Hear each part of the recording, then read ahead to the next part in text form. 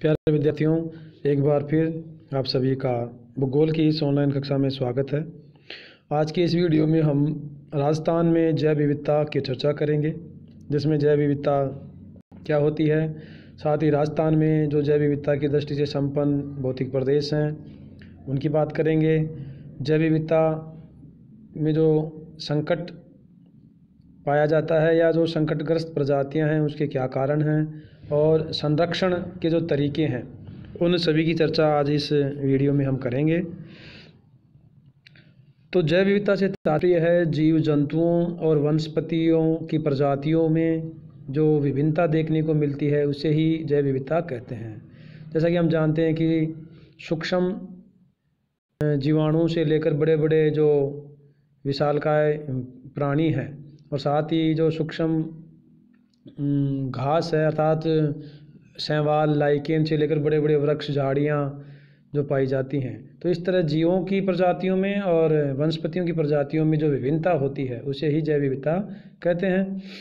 अब ये जो जैव विविधता है इसमें पारिस्थितिकी तंत्र में विविधता पाई जाती है जिसके कारण जैव विविधता होती है।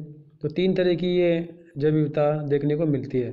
तो एक तो पारिस्थितिकी तंत्र की जैव विविधता, आनुवांशिक जैव विविधता और प्रजाति जैव विविधता।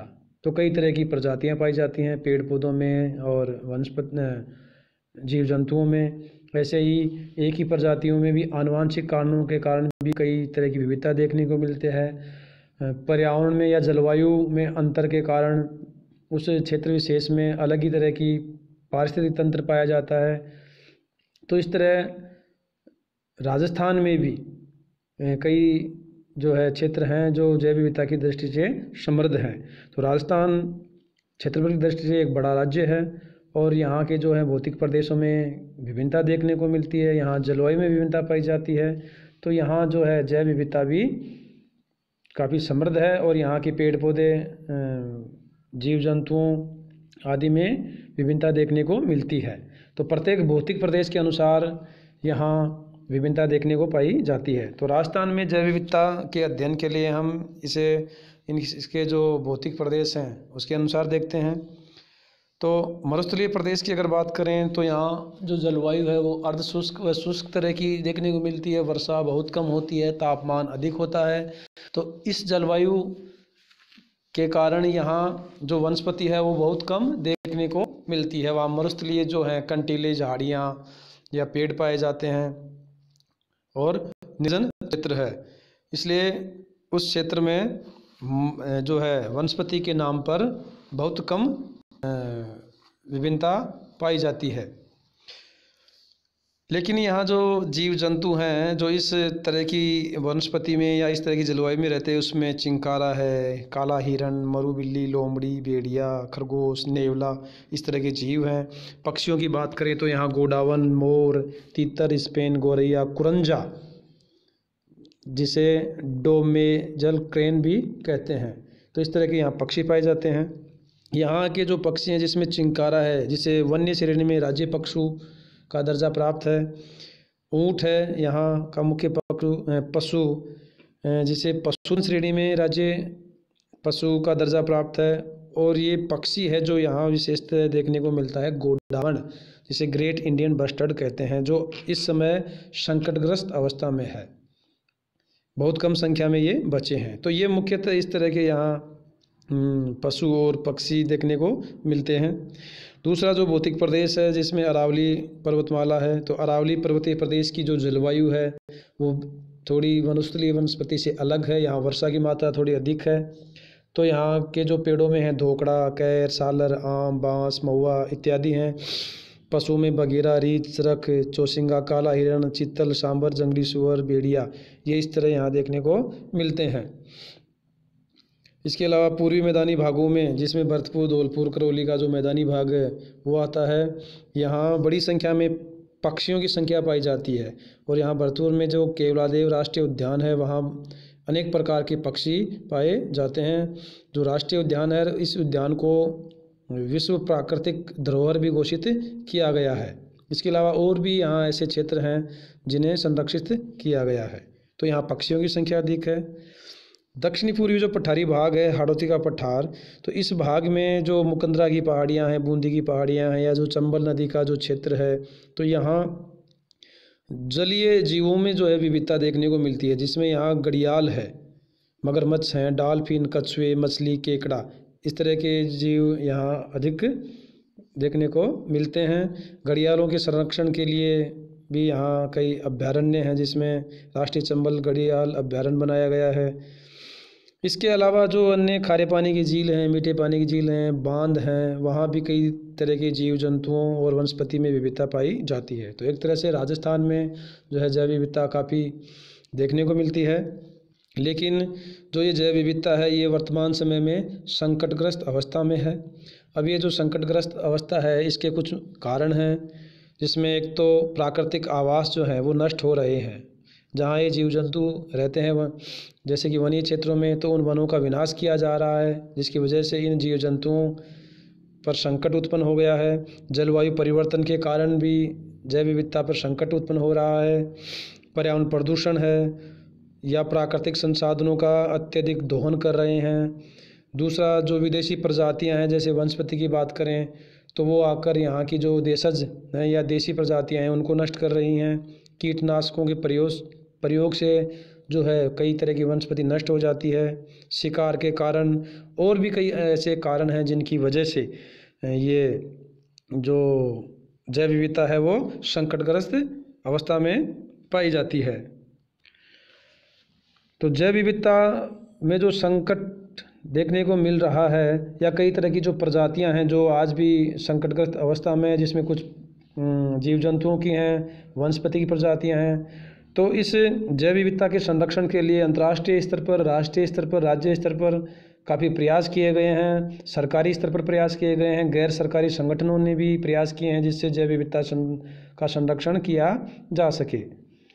तो जैव विविधता संरक्षण मुख्यतः दो तरह से किया जाता है। एक तो है सब स्थानीय संरक्षण, इन सिटू कंजर्वेशन, मतलब उसी स्थान पर, जिस स्थान पर वो प्रजाति विशेष रहती है, अर्थात जैसे कि वनस्पति की बात करें या जीव जंतु जो हैं, तो जो जीव जंतु जिस वनस्पति में रहते हैं या जिस जलवायु क्षेत्र में रहते हैं उसी तरह की वनस्पति का संरक्षण किया जाए। जैसे कि जो भी राष्ट्रीय उद्यान बनाए गए हैं, अभयारण्य बनाए गए हैं, तो उस वनीय क्षेत्र का संरक्षण किया गया है, जिसमें अवैध कटाई या अन्य जो खनन से संबंधित कार्य हैं उन पर रोक लगाई गई है।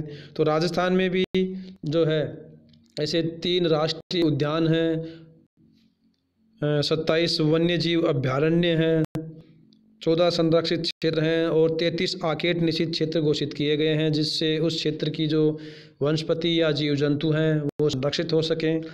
तो उसी स्थान पर संरक्षण दिया गया है, या ये कहें कि जो प्राकृतिक वातावरण है उसे बरकरार रखा गया है। जिस प्राकृतिक वातावरण में या जिस माहौल में वो जीव जंतु निवास करते हैं उसी तरह का माहौल उन्हें वहाँ मिल रहा है। तो उस प्राकृतिक क्षेत्र को या उस वन को संरक्षित किया गया, जिससे उस क्षेत्र की प्रजातियां सुरक्षित रहती हैं। तो राजस्थान के जो 3 राष्ट्रीय उद्यान हैं उसमें रणथंभौर राष्ट्रीय उद्यान है, केवलादेव राष्ट्रीय उद्यान है और मुकंदरा हिल्स अभयारण्य है। इसे भी राष्ट्रीय उद्यान का दर्जा दिया गया है। तो इस तरह ये 3 राष्ट्रीय उद्यान हैं जहाँ कई तरह के जीव जंतु निवास करते हैं। तो ये तो हुआ सब स्थानीय संरक्षण, जिसमें उसी स्थान का संरक्षण किया गया जहाँ वो प्राकृतिक माहौल में रहते हैं। दूसरा है बहिस्थानीय संरक्षण, एक्स सिटू कंजर्वेशन। तो ऐसी प्रजातियों को किसी लैब में लाकर या जैविक उद्यान बनाकर या बीज बैंक, विशेष प्रजातियों के बीजों को संरक्षण किया जाए, कृत्रिम विधियों से जब संरक्षण किया जाता है तो वो बहिस्थानीय संरक्षण कहलाता है। मतलब उस स्थान के अलावा अन्य स्थानों पर उन प्रजातियों का जब संरक्षण होता है। जैसे कि चिड़ियाघर की बात करें तो चिड़ियाघर में उन प्रजाति विशेष को रखकर उनका संरक्षण करते हैं।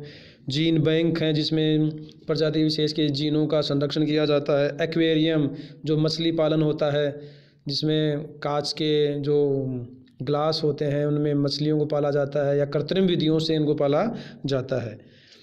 तो ऐसे कई जैविक उद्यान राजस्थान में बनाए गए हैं। नाहरगढ़ है, सज्जनगढ़ है, जहाँ उस क्षेत्र विशेष की जो जीव जंतु हैं उनका संरक्षण किया गया है। तो ये दो मुख्य तरीके होते हैं, स्वस्थाने उसी स्थान पर संरक्षण, और बहिर्स्थाने मतलब कृत्रिम तरीकों से जब वो ऐसा माहौल बनाया जाए और उनका संरक्षण किया जाए। तो ये जैव विविधता संरक्षण के तरीके हैं। तो राजस्थान में भी इस तरह के तरीकों का विकास किया गया है और ऐसे कई वन्य जीव कानून बनाए गए हैं, नियम बनाए गए हैं जिससे जैव विविधता का संरक्षण किया जा सके। जैसे कि टाइगर प्रोजेक्ट परियोजना चलाई गई जिसमें जो बाघ हैं उनका संरक्षण किया गया, सरिस्का अभयारण्य रणथंभौर है, इनको संरक्षित किया गया जिससे टाइगरों की संख्या में वृद्धि हुई है। ऐसे ही ग्रेट इंडियन बस्टर्ड प्रोजेक्ट मतलब जो गोडावण है उसके संरक्षण के लिए योजना चलाई गई है। चंबल में जो घड़ियाल हैं उनके संरक्षण के लिए योजनाएं हैं। तो ऐसे जो प्रजातियां ज़्यादा संकटग्रस्त हैं उनके लिए विशेष योजनाएं बनाकर उनको संरक्षण दिया जा रहा है।